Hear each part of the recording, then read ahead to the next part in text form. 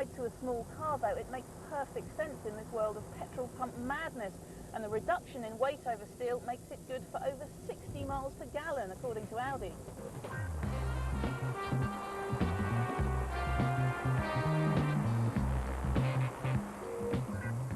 The baby Merc has had a difficult birth. When a motoring magazine rolled one in the infamous Elk test, its suspension was redesigned to incorporate electronic stability control. And now, after 3 years on the market, it's starting to catch on with trendy townies and older Merc drivers who want the badge, but not the barge.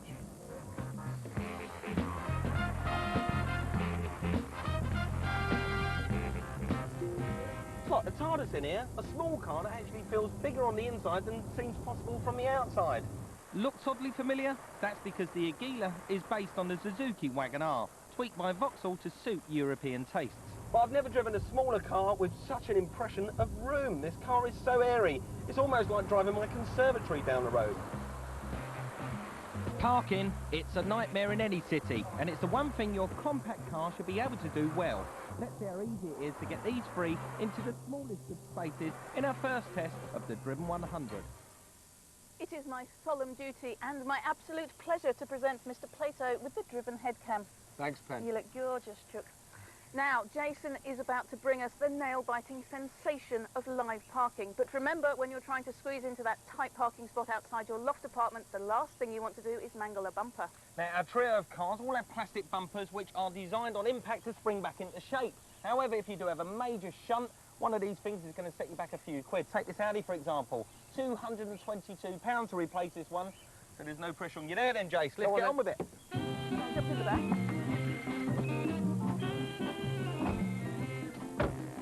Right, now what we've done is we've given Jason measly 1 foot at the front and only 1 foot at the back. Magic, mate. Thanks a lot. Dead generous.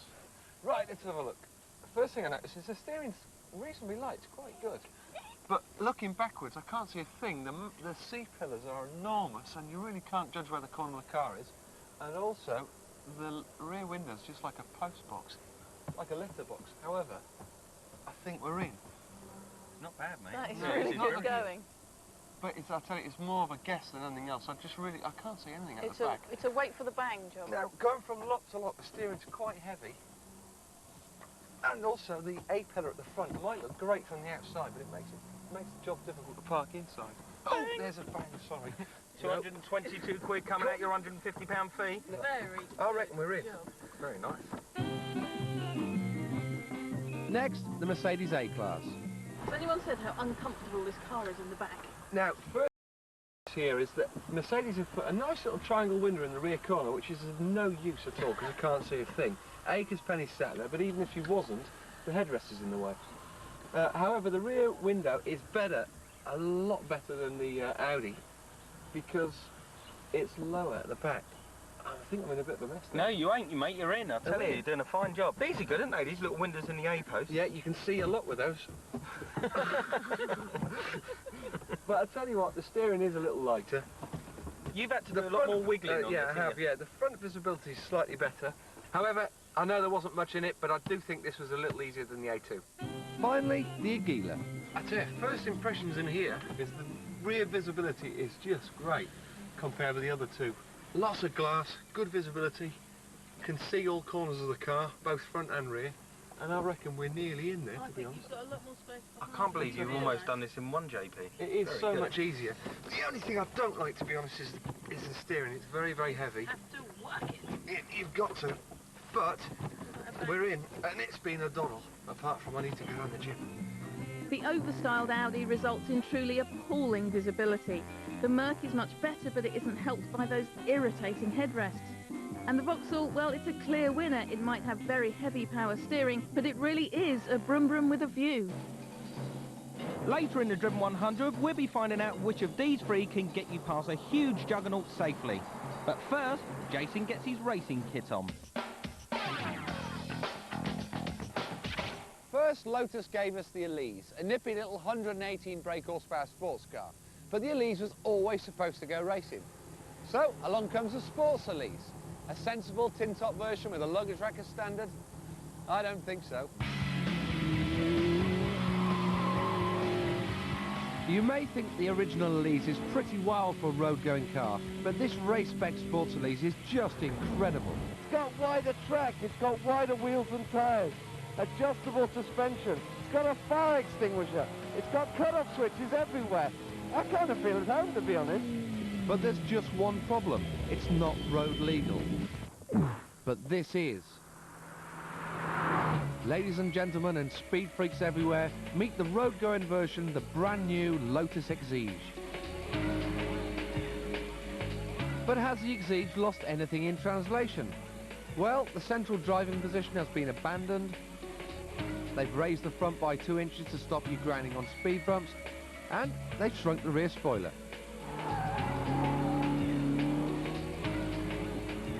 So, what does that all add up to? Well, let me do the sums for you. 177 brake horsepower, 0 to 60 in 4.7 seconds, 136 mile an hour, and a chassis that sticks to the road like a limpet. It's certainly not a car for everyone. There's less luggage space than there is in the Elise. It's noisy, it's extremely hot in the cabin. If you thought the Elise was fun, well, you better think again. There's no creature comforts as standard in the Exige. The money's gone on essentials that add to the driving experience and nothing else. And does a radio or CD add to the driving experience? Well, Lotus don't think so, because all you get is an entertainment fitting kit, which comprises of wiring, aerial, and thanks Lotus, a coax cable. Anyone looking for a usable day-to-day car need not apply. But if you want a car to drive on the road as well as having a lot of fun on the track, you won't find anything better for 32 grand. The aerodynamics may be reduced on the road car, but this still generates 80 kilos of downforce at 100 mile an hour. That's equivalent of having a small elephant sat on the roof. And it's so easy to drive, so well balanced. You can get straight in this car and give it as much as you want. It just doesn't throw anything nasty at you. Lotus are famed for their chassis, and this certainly is one of the best I think they've made. I've driven some little sports cars in my life, and this really is worthy of a Colin Chapman logo. It is just absolutely superb. The Lotus Exige. Supercar performance for sports car money. However, as with most things in life, there's a price to pay. Oh yeah, radio fitting kit. Do I care? I think you know the answer to that. After the break, will I get to drive the car of my dreams? And we'll find out which of our city slickers can take the driven crown. Whether you're after a sports car or a family estate, don't forget to log on to the website at www.4car.co.uk and check out our deal of the week. Welcome back. Before I go F1 racing, we're continuing on with the Driven 100 in our search for the best city car you can buy. So far, the Vauxhall Agila is ahead of the Audi A2 and Mercedes A-Class, but how will it stand up in our overtaking test? There comes a time when every city dweller has to leave the town behind them and head for the busy A roads and the motorways. Now, Mercedes and Audi reckon that's going to be no problem at all for their smallest models, and so does Vauxhall, despite the Agila starting this test as the underdog. So we're going to take our 3 high-sided runarounds and put them through a very everyday yet surprisingly nerve-wracking overtaking manoeuvre.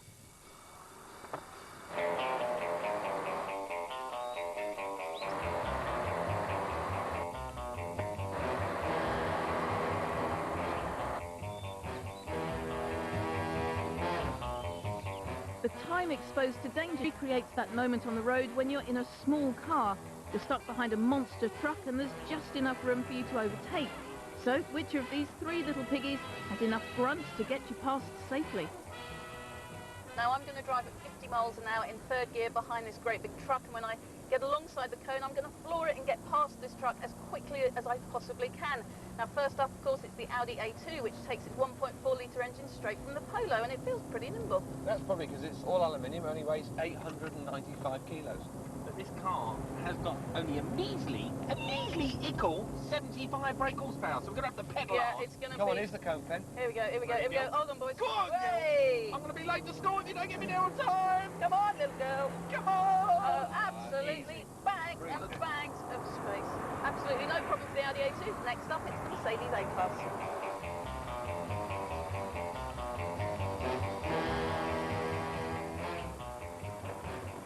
This is the Mercedes Mercedes A-Class, which is the most powerful of the three, with 82 brake horsepower, and again, a 1.4-litre engine, but only 8 valves. However, it's the heaviest of the bunch at 1,100 kilos, which is 200 more than the A2. Here we go, guys. Hold on to your boots. Right, I'm flat out. Come on, here we go. Now, I'm flat out in third.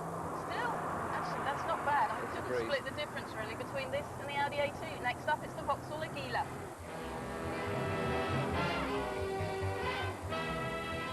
So here we are in the underdog, the Vauxhall Agila. This time only a 1.2-litre engine, but 74 horsepower, so it's there or thereabouts with the other two cars in terms of power.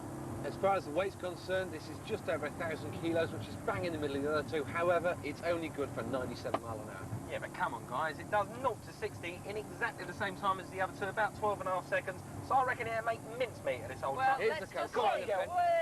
Now I'm absolutely... Come on, wind it up, wind it up. Easy peasy. Yeah. In we go. Surprisingly good.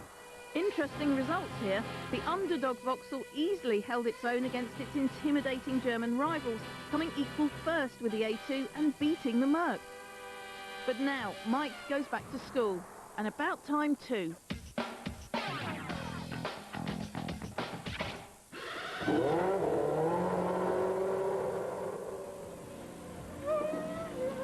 I can't believe this.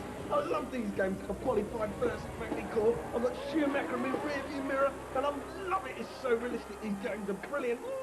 If only I could ever go to a real one. I'm about to indulge in my greatest fantasy. I've come to Magny-Cours, home of the French Grand Prix, where Nigel Mansell still holds a lap record. I get to drive a real Formula One car. Anyone can do this. A day at the track will cost you £1,000 for a basic driving package, grand including 2 nights in a 4-star hotel. But you can't just get in and get going. No, no, no. First, you have to go back to school. So today you're going to drive the most powerful and amazing car in your lifetime. Formula One driver, it's a real job. 10 years are necessary to have a good Formula One driver. If you ignore the instruction given, we reserve the right to exclude you from the driving course without further warning.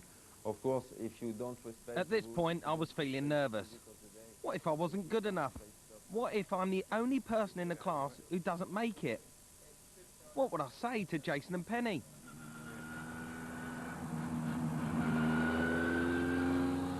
After spending all morning in the classroom, the next step was to do 8 laps in a 200 brake horsepower F3 car. It's my performance in this that will determine if I get to drive a real Formula One car. I'm more nervous about getting in a Formula 3 car because they're sort of manual gearboxes and they're right hand and it's going to be clunky and it all works differently than what you'd normally expect. And the one thing that they keep saying is braking. They keep saying stamp on them brakes, and apparently you need 10 times the amount of pressure to get these cars to stop than you do on a normal road car. So that's the one thing that's going to surprise me, I think. Formula 3 is a legitimate racing series. Some of the best drivers hone their skills in this class.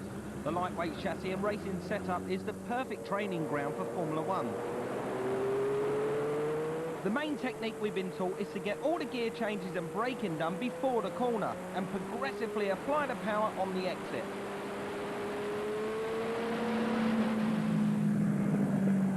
Brake in the straight line, down into third gear, down into second gear. Turn in. Stay on the apex, stay off the power progressively. Oh, lovely amount of grip there. As the tyres have got warm, and I've got more confidence with the car, I'm finding myself going into these corners with a little bit more venom, a little bit more vigour. Nice and slowly.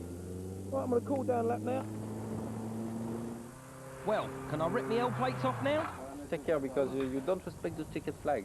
The checkered flag, yeah, he said... Two times. And a professional driver, every time, is looking at the pit to have the instruction from the team manager. Yeah. So when you have the flag, you have to respect the rule. Hands up, I've been caught. After all, a Formula 1 car can do in excess of 200 miles an hour, so you have got to be disciplined. Hopefully, this won't count against me, and I will get to drive the Formula 1 car. While I'm waiting, Damon Hill's Arrows comes out on the track. They also have a 1997 Benetton and Eric Comis's LaRousse. But unfortunately, not all of them were running. But it proved that you do get to drive the real McCoy. Bad news. There's only one car still working, and 11 of us are fighting for a go. Time is speeding by.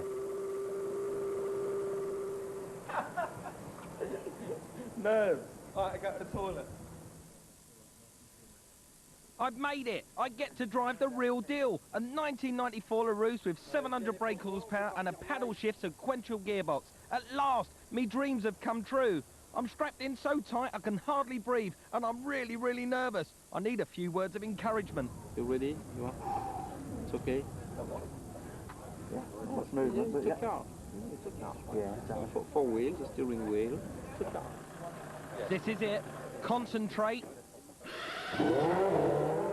It's time to go. I can feel the power already. This is going to be fantastic. Right up into second. Here we go. Go for a little starting gate into second. Oh, already the power, I can feel it. 700 brake horsepower. I'm going round third gear, fourth gear into grand curve. Coming down into Estoril. Going to be turning into Estoril. Oh, yes, the grip is just astonishing. Oh, it's really good. The power is amazing. Oh, here we go. Oh, Jesus Christ, it's quick. Oh, my...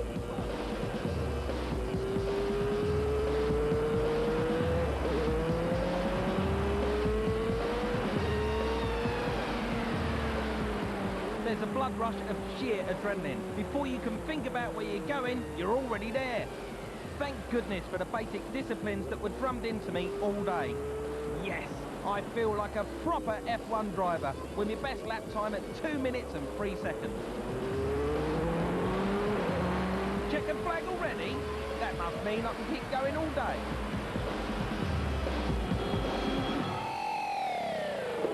Yes! The winner! I told you they're realistic. They're fantastic. Right, next race, Silverstone. The final showdown is still to come in the Driven 100. So far, the humble Vauxhall Agila is doing well against the aristocratic duo, the Audi A2 and the Mercedes A-Class.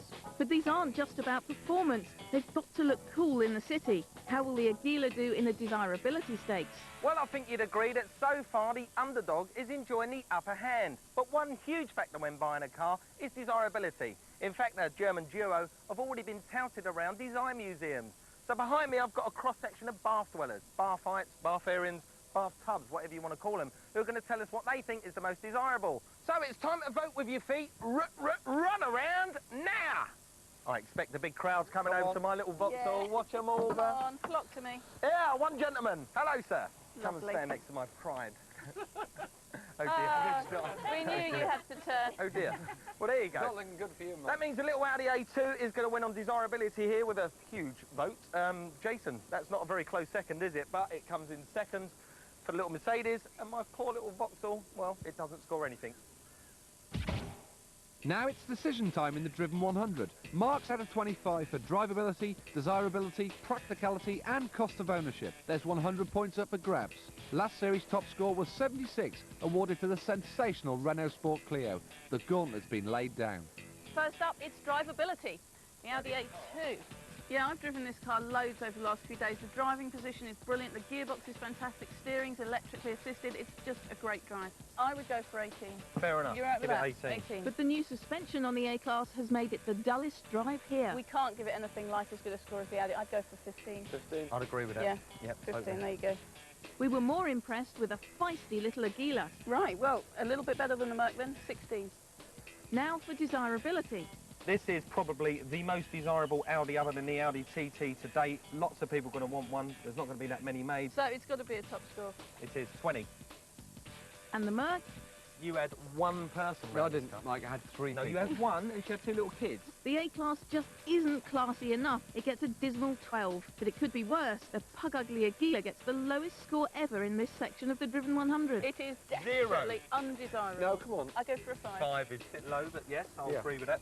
Practicality and 4 seats isn't enough for a car that claims it's a mini people carrier.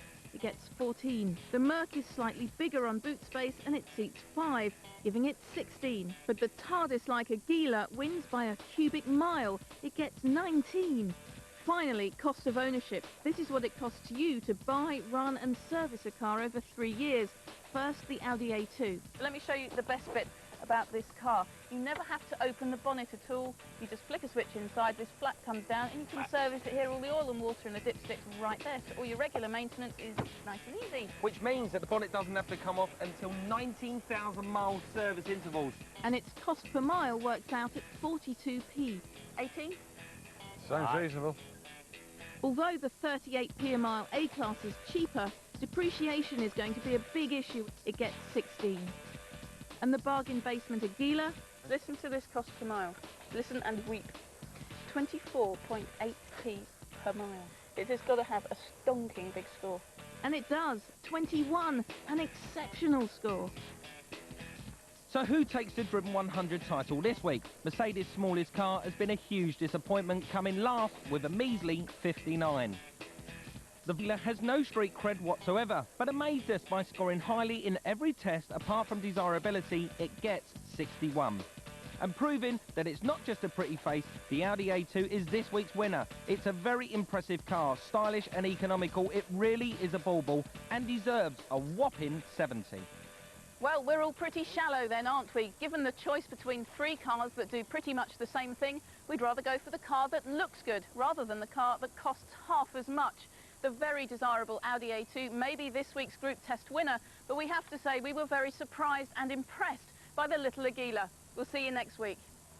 So what do we want? Next Tuesday, I take a bus to the streets and start campaigning to get you half-price petrol legally. And our new look website road tests all the cars on tonight's show, plus at midnight, a first look at Vauxhall's new Corsa. Check out www.4car.co.uk.